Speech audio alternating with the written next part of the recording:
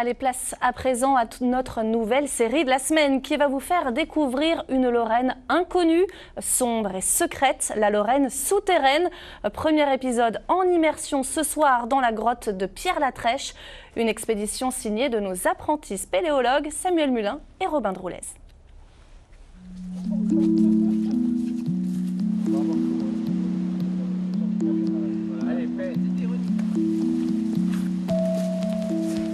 Entrer dans un monde façonné il y a plus d'1 million d'années, dans la grotte de Pierre-Latrèche.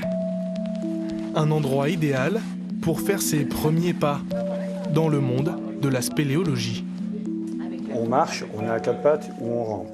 Donc le risque de chute est très minime et donc on peut justement profiter à fond de découvrir les cavités de Pierre-Latrèche.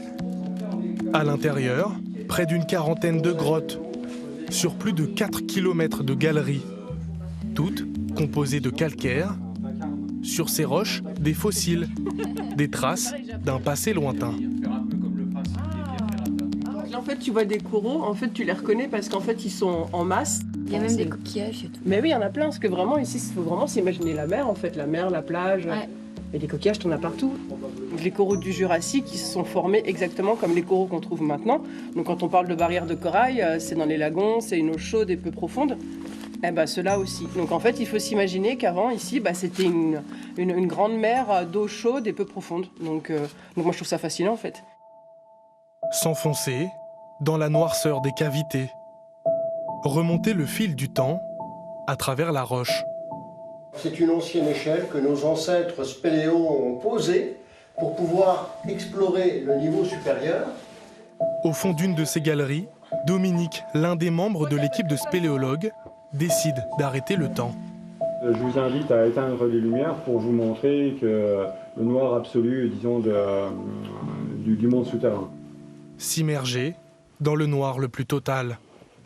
Du coup, on n'entend plus personne non plus, parce que c'est le silence absolu également ici.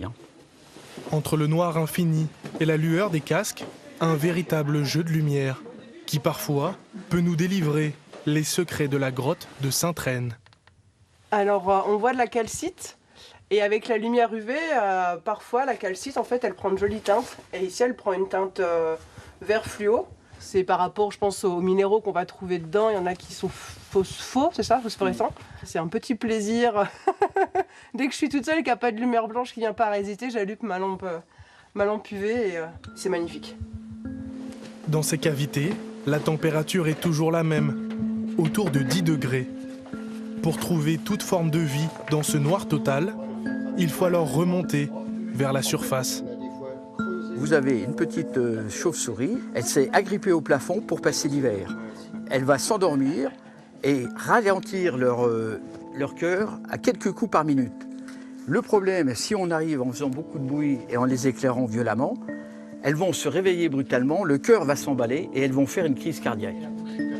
Partir à la découverte de toute une faune cavernicole, crapahuter à travers les salles, avant de sentir à nouveau l'air extérieur, comme si le temps au dehors était resté suspendu.